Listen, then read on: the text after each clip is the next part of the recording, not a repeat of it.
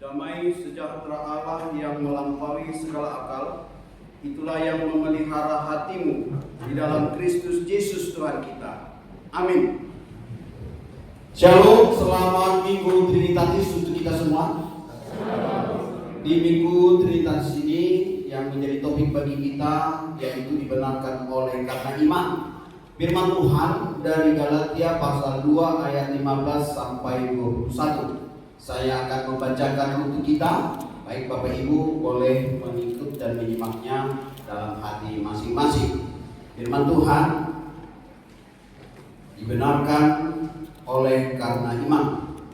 Menurut kelahiran kami adalah orang Yahudi dan bukan orang berdosa dari bangsa-bangsa lain. Kamu tahu bahwa tidak seorang pun yang dibenarkan oleh karena melakukan hukum Taurat, tetapi hanya oleh karena iman dalam Kristus Yesus. Sebab itu kami pun telah percaya kepada Kristus Yesus, supaya kami dibenarkan oleh karena iman dalam Kristus, dan bukan oleh karena melakukan hukum Taurat. Sebab tidak ada seorang pun yang dibenarkan oleh karena melakukan hukum Taurat. Tetapi jika kami sendiri sementara kami berusaha untuk dibenarkan dalam Kristus ternyata adalah orang-orang berdosa, apakah hal itu berarti bahwa Kristus adalah pelayan dosa? Sekali-kali tidak. Karena jikalau aku membangun kembali apa yang telah kurombak, aku menyatakan diriku sebagai pelanggar hukum Taurat. Sebab aku telah mati oleh hukum Taurat untuk hukum Taurat, supaya aku hidup untuk Allah. Aku telah disalibkan dengan Kristus. Namun aku hidup, tetapi bukan lagi aku sendiri yang hidup, melainkan Kristus yang hidup di dalam aku. Dan hidupku yang kuhidupi sekarang di dalam daging adalah hidup oleh iman dalam Anak Allah yang telah mengasihi aku dan menyerahkan dirinya untuk aku. Aku tidak menolak kasih karunia Allah, sebab sekiranya ada kebenaran oleh hukum Taurat, maka sia-sialah kematian Kristus. Ayat kita tebal, saya buat sebagai ayat penting, ayat 20. Mari Bapak Ibu kita membaca bersama-sama. Namun aku hidup, tetapi bukan lagi aku sendiri yang hidup, melainkan Kristus yang hidup di dalam aku. Dan hidupku yang kuhidupi sekarang di dalam daging adalah hidup oleh iman dalam Anak Allah yang telah mengasihi aku dan menyerahkan dirinya untuk aku. Demikian firman Tuhan Bapak Ibu. Nas ini menjadi sangat penting karena jika kita melihat latar belakang dan khotbah beberapa waktu yang lalu, ketika Petrus berdoa kepada Allah, lalu Allah menurunkan kepadanya makanan dari surga. Dan di situ dia berkata, Tuhan, ini haram. Dan Tuhan berkata, kenapa engkau katakan haram makanan yang kuturunkan dari surga?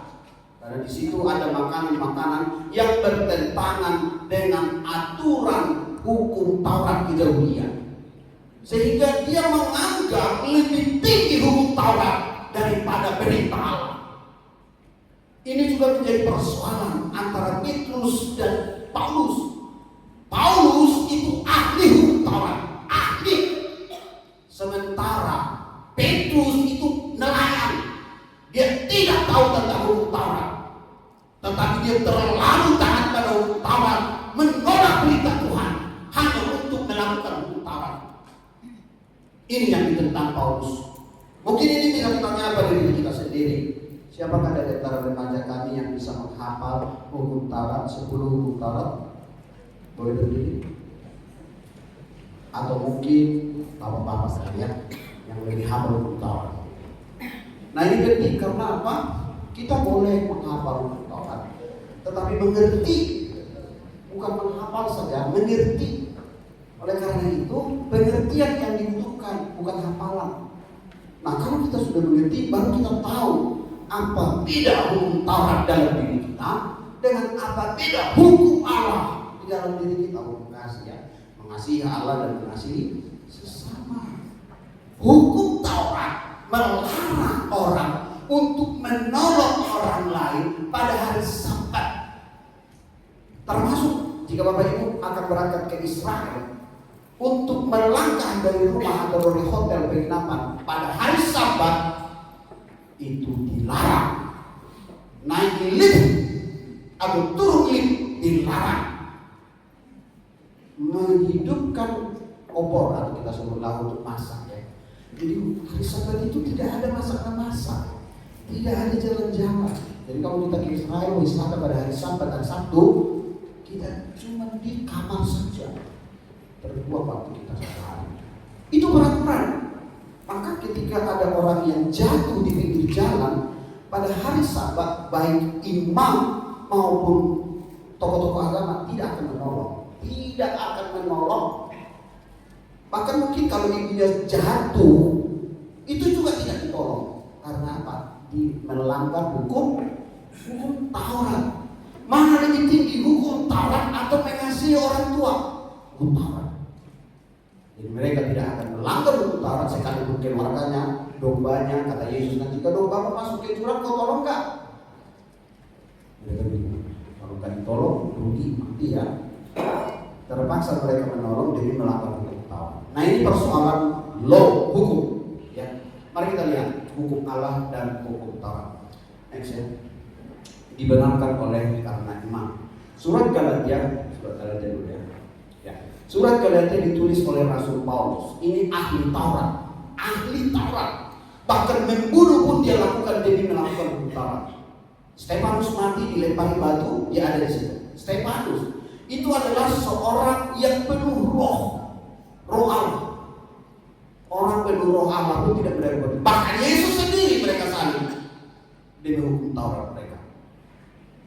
Sampai hari ini mereka tidak terima Yesus sebagai Tuhan dan Juru Selamat. Sampai hari ini, kecuali mereka masuk dalam teksnya. Surat Galatia ini untuk menegur jemaat yang mulai meninggalkan firman Tuhan Injil Yesus Kristus. Ada orang yang mengajarkan Injil yang lain yang mengharuskan mereka untuk lebih menaati hukum Taurat untuk memperoleh keselamatan. Paulus tegas menolak ajaran ini. Oleh karena itu Galatia 2 ayat 15-21 ini menjadi peringatan bagi kita. Paulus menjelaskan bahwa manusia dibenarkan dan diselamatkan oleh karena iman kepada Yesus. Doctrine justification by faith alone. Sola fide. Kita ingat Martin Luther, ya? Sola fide, sola gratia, sola scriptura. Nah, sekarang kita lihat supaya lebih cepat, waktu saya tidak banyak, membandingkan hukum Taurat dengan hukum kebenaran dalam Kristus. Next, ya. Sumber daripada hukum pembenaran oleh karena iman, kasih karunia dan anugerah Allah di dalam Kristus. Tetapi sumber hukum Taurat usaha, perbuatan dan ketaatan manusia. Dari sini bisa kita lihat usaha manusia untuk selamat. Yang kedua, dasar pembenarannya. Kalau hukum Taurat itu melalui memberikan kepatuhan terhadap kurban. Kalau dalam Kristus pembenarannya adalah Yesus sendiri yang telah mengorbankan dirinya menjadi penebus di kayu salib untuk kita. Nah, oleh karena itu posisi kita sebagai orang yang berhadapan dengan hukum Taurat, dengan berhadapan dengan hukum kebenaran dalam iman dalam Kristus Yesus, kita diterima sebagai orang yang berdosa yang dibenarkan karena apa? Karena ditebus oleh darah Yesus, bukan darah domba, bukan darah hewan. Tetapi jika manusia taat pada hukum Taurat, maka mereka diterima sebagai orang benar karena mereka mempersembahkan korban tebusan. Manusia di sini akan gagal karena apa? Tidak ada korban yang sempurna. Bahkan mungkin kita katakan di sini manusia sedang berada di bawah kutub hukum Taurat. Sementara yang satu lagi adalah hukum keselamatan di dalam iman untuk kasih pada Allah dan kasih pada manusia. Tidak ada satupun manusia di dunia ini bisa melaksanakan Taurat. Ya. Yang keempat, apa peran hukum Taurat? Hukum Taurat adalah penuntut membawa manusia kepada Kristus. Tapi mereka balik. Hukum Taurat menjadi penuntut mereka. Itulah yang menyebabkan mereka menjadi hukum Taurat itu menjadi beban, alat ukur menentukan apakah seorang sempurna di hadapan Tuhan. Tetapi sebenarnya lebih banyak sempurna di hadapan manusia menurut mereka. Apa respon hakim? Orang yang hidup dibenarkan karena iman di dalam Kristus, dia akan mengucap syukur. Dia akan menyerahkan hidupnya dan mengasihi Allah dan mengasihi sesama manusia. Jadi kalau kita hidup di dalam pembenaran oleh karena iman, kita sadar Yesus berkata, sangkal diri, pikul salib, ikut aku, itulah penyerahan diri kita. Tetapi kalau orang dalam ketaatan hukum Taurat berpusat pada usaha, terlihat benar di tengah-tengah manusia itu lebih penting legalisme, dan itu mereka anggap itu benar di hadapan Tuhan. Hasil akhir dari taat pada hukum Taurat dan taat pada hukum pembenaran karena iman.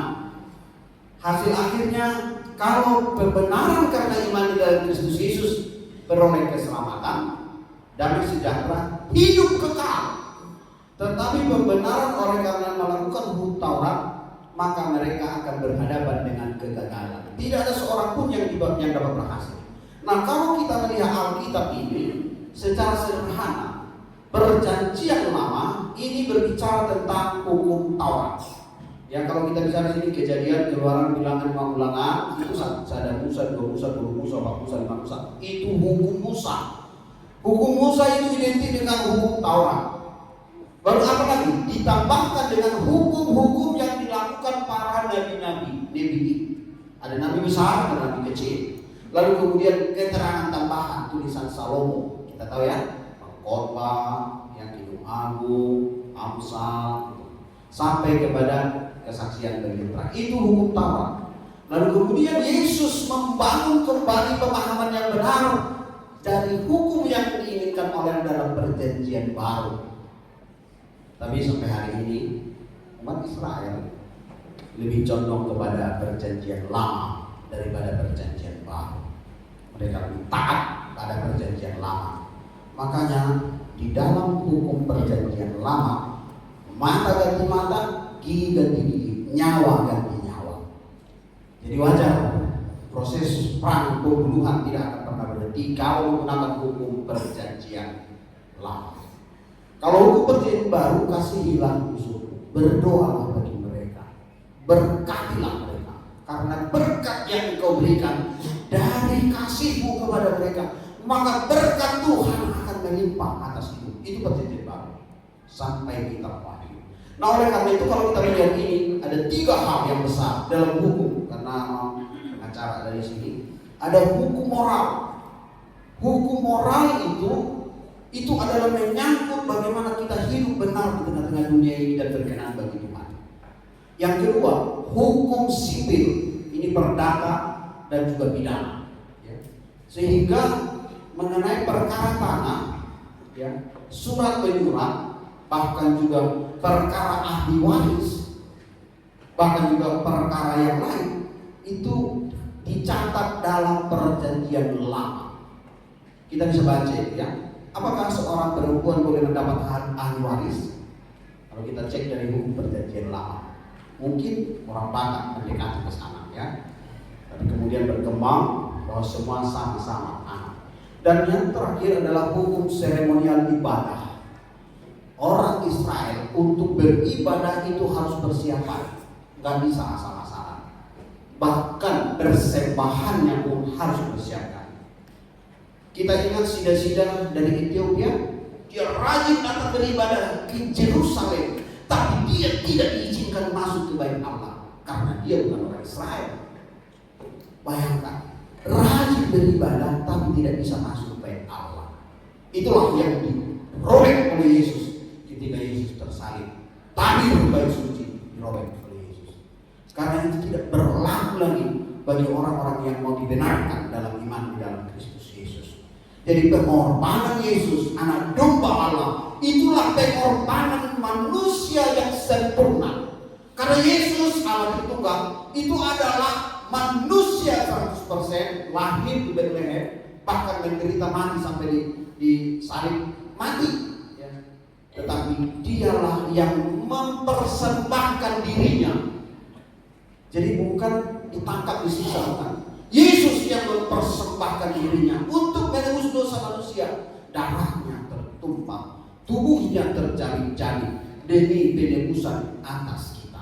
Efesus 2 harus berkata, sebab Yesus dengan matinya oleh hukum Taurat, maka manusia diselamatkan oleh iman kepada Yesus. Yes. Jadi Bapak Ibu, ini merupakan penting. Yang pertama, pembenaran tidak mungkin diperoleh melalui hukum Taurat. Kita tahu bahwa tidak seorang pun yang dibenarkan oleh karena melakukan hukum Taurat, tetapi hanya oleh karena iman di dalam Kristus Yesus. Paulus tegas mengatakan kita, bukan kalian, bukan kamu. Karena apa? Dia ingin menunjukkan bahwa posisi Paulus pada masa itu bersama dengan Petrus dan murid yang lain sama-sama orang Yahudi, termasuk Yesus. Yesus lahir di lingkungan budaya Yahudi, dan oleh karena itu Yesus mati dan dikubur dengan menggunakan tradisi Yahudi. Ya, dilaksanakan apa namanya? Balsam, ya. Datang Maria Magdalena mau masuk ke kubur untuk membalsam Yesus. Proses Yesus juga dikubur seperti itu, pakai kain kafan. Tetapi Paulus ingin mengingatkan Petrus, posisi kejahilan kita tidak menentukan kita selamat. Mereka hanya memiliki keselamatan jika menerima kebenaran oleh iman Yesus Kristus. Taurat tidak menyelamatkan. Pengenalan kita akan Allah jika kita tidak buktikan dengan perbuatan kita, itu juga nonsen bagi dia. Masakan ibu kita jatuh di hari Sabat, kita tidak tolong. Ibu kita sesak napas di hari Sabat, biarkan mati demi ketaatan kepada hukum Taurat. Jadi tradisi yang banyak dilakukan, bukan melakukan firman Tuhan. Jadi hukum Taurat tidak menyelamatkan. Tetapi setelah mengenal Kristus, kita semua sekarang menyadari fakta yang penting. Tidak seorang pun dibenarkan oleh karena melakukan hukum Taurat. Sama-sama. Tidak seorang pun dibenarkan oleh karena melakukan hukum Taurat. Yang kedua, pembenaran hanya terjadi melalui iman kepada Kristus Yesus. Ayat 16-19. Dalam ini Paulus ingin menegaskan, bukan oleh melakukan hukum Taurat, tetapi oleh iman di dalam Kristus. Sola fide, artinya iman tidak perlu ditambah dengan perbuatan. Jakobus, kita ingat ya. Kalau kita mau berkata kita beriman tanpa perbuatan, itu nol besar bagi Jakobus. Karena dia berkata tidak mungkin seorang beriman tapi tidak berbuat. Katanya dia beriman, katanya dia hamba Tuhan, katanya dia pelayan Tuhan, tapi tidak terlihat dalam perbuatannya. Nggak mungkin. Harus terlihat. Itu tandanya kita sudah hidup di dalam iman. Bukan hanya Kristus ditambah dengan usaha kita. Kalau kita tanya sekarang, jika kita mengaku Yesus Kristus sebagai Tuhan dan Juru Selamat, apakah dengan menambahkan perbuatan baik itu membuat iman kita, hidup kita sempurna dan layak masuk surga? Tidak. Ya, buah dari iman kita lah maka kita berbuat baik. Bukan supaya kita selamat dan masuk surga. Perbuatan baik tidak menyelamatkan. Hanya iman dan percaya kepada Yesus Kristus. Itulah anugerah gratis dan pemberian daripada Allah. Tidak ada usaha manusia. Tetapi Kristus saja dalam iman. John Calvin berkata, iman adalah tangan yang mengulur bagi kita dari Kristus Yesus untuk menerima kita. Jadi tangan ini menjadi bukti kita hanya dibenarkan ketika kita beriman pada Yesus. Yang menyelamatkan bukan kekuatan kita beriman, melainkan Kristus, ya, yang kita izinkan untuk menolong dan menebus kita. Yang ketiga, orang yang dibenarkan akan hidup dalam Kristus, bukan dalam Taurat. Ya. Aku telah disalib, kata Paulus, tetapi bukan aku lagi yang hidup dalam aku, tapi Kristus yang hidup di dalam aku. Itu ayat 20 dari sama-sama kita baca, ya. Ini adalah salah satu ayat sentral penting. Karena kalau kita baca Galatia pasal 3, di situ juga dikatakan bahwa bagaimana sebenarnya orang bisa diselamatkan. Paulus berkata di sini, ya, dibenarkan oleh karena iman. Jadi bukan hanya pasal 2, pasal 3 juga dibenarkan. Jadi Galatia ini adalah serangkaian mengingatkan umat Israel supaya kita hidup dibenarkan karena iman dalam Kristus Yesus, bukan hanya slogan. Ya. Dan Paulus ini berkata, aku sedang memperbaiki diriku. Ia berkata, aku telah disalibkan dengan Kristus. Banyak orang supaya dia berhasil masuk surga memperbaiki dirinya, usaha itu gagal.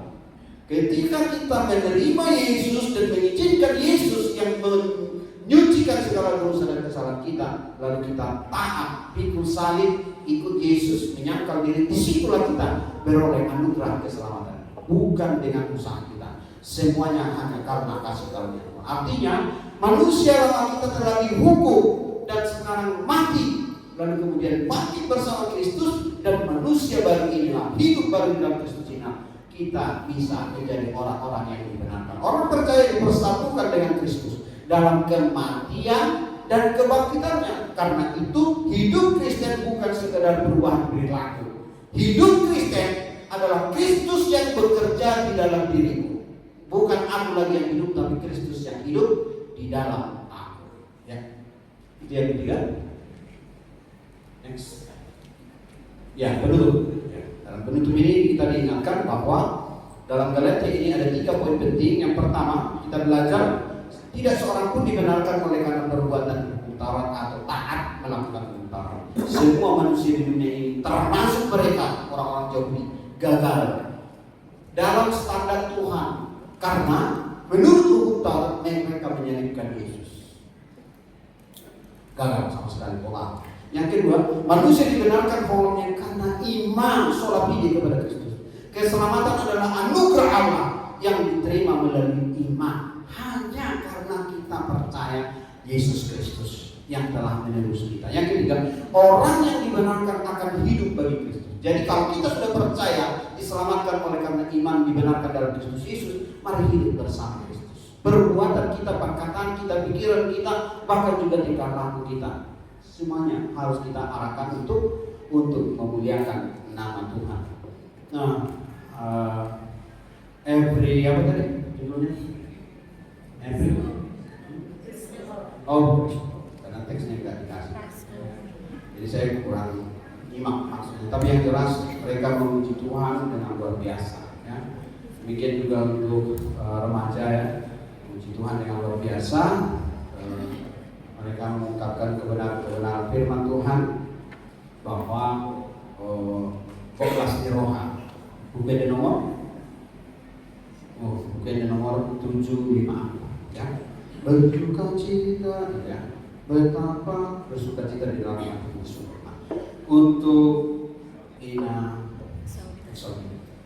ini lagu saya gunakan tahun 93 sampai sekarang udah berapa?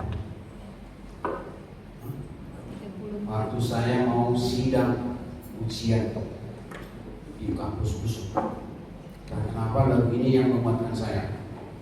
Ku kagum hormat akan Kau Allah yang layak disembah. Ku kagum akan Kau. Saya berpikir dari situ. Saya baru mau selesai kuliah dari USU, jadi bukan pendeta. Tapi saya mendapatkan nikmat Tuhan hanya kalau kita mau terus puji Tuhan, sembah Tuhan. Tuhan akan tolong kita dalam semua pergumulan kita. Karena pergumulan saya mau sidang, ya. Tentu pergumulan yang berat bagi yang mau selesai kuliah. Tapi satu hal yang diingatkan Tuhan, jangan lihat sidangmu, jangan lihat dosenmu atau pengujimu, lihat Tuhan. Saya bukaku hormat akan. Saya hafal benar karena saya menjadikannya sampai menangis. Ya, karena kita mau ujiannya agak ngiri rasanya waktu itu. Gak ada pula yang menolong. Tapi lebih ngiri lagi merasakan lagu dari Anu tadi, Mama Rumah Tangga. Ya, saya mungkin videonya nanti akan kita share ulang.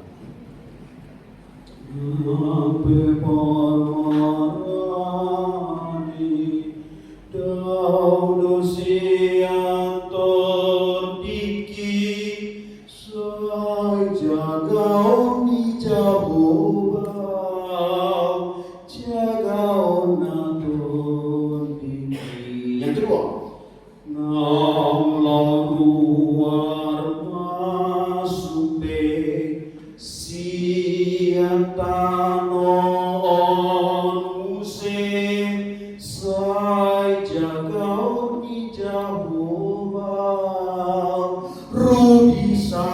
salinai.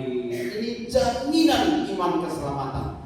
Baik hidup kita ada Tuhan, mati kita pun ada Tuhan.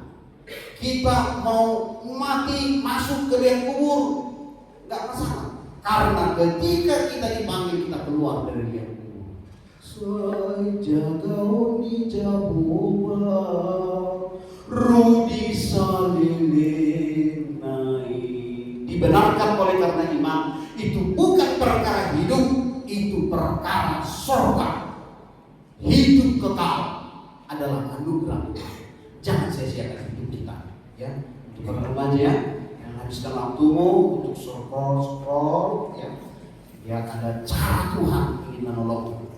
Next. Ya, di sini kemarin kita ada Yandi, ya, atau kemudian juga kita menerima Pak Polon ikat janji nikah atau pertunangan. Hal yang menarik adalah dalam waktu pol ini itu ada istilah jatuh cinta. Jangan jatuh cinta kalau tidak mau menikah. Ya. Setelah jatuh cinta lalu membangun rumah tangga. Gitu. Jangan buat alasan tujuan menikah adalah untuk dapat keturunan. Salah. Kita diberkati oleh Tuhan supaya kita menjadi keluarga surgawi, bukan untuk keturunan. Terus kalau dari keturunan, terus kita bagaimana? Enggak ya? Keturunan itu anugerah. Kalau diberikan Tuhan seperti baptis ya, tanggung jawab kita adalah membawa anak-anak yang dititipkan kepada Tuhan. Terima kasih untuk remaja Noposo yang rajin beribadah, rajin PHD, rajin melayani Tuhan. Itu adalah bukti kalian telah menerima iman yang dibenarkan dalam Kristus Yesus. Ya, ini ibadah gospel. Mari terus doakan. Kita sedang berjuangkan ibadah kita di pos pelayanan Suparna Telaga Bestari.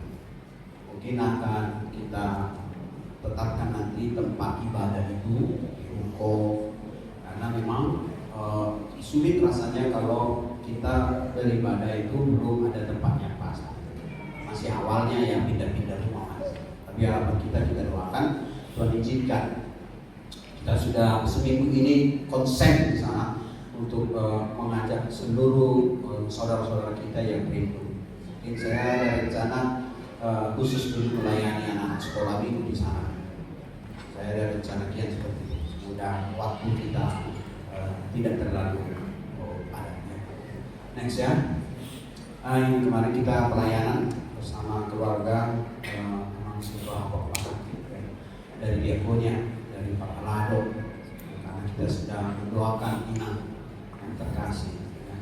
Inang punya sebuah bapak usia di Pak. Mari sama Inang kita dukung doa supaya Tuhan jamah, Tuhan tolong, Tuhan berikan kekuatan. Dan tadi Naposo sudah menginformasikan akan ada drama musikal. Mari bantu beli tiketnya dan bazarnya atau kuponnya, karena itu menjadi sebuah bukti bahwa iman kita bertumbuh di dalam Tuhan. Masa depan HKBP Letari ini adalah remaja dan Naposo. Kalau Abang Inang mau HKBP Letari ini masih terus berjalan, dukunglah mereka. Ya.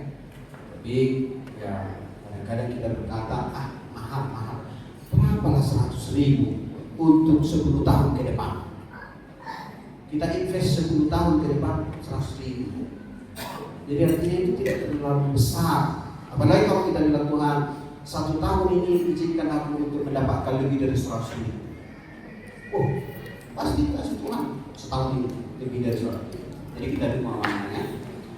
Terlebih anak-anak yang belum dijumpai mereka. Kalau kategori udah dijumpai, tolong nanti cepat ke sana ya, bagi tiketnya. Mungkin bukan 100.000 lagi dikasih, mungkin 200.000 lagi.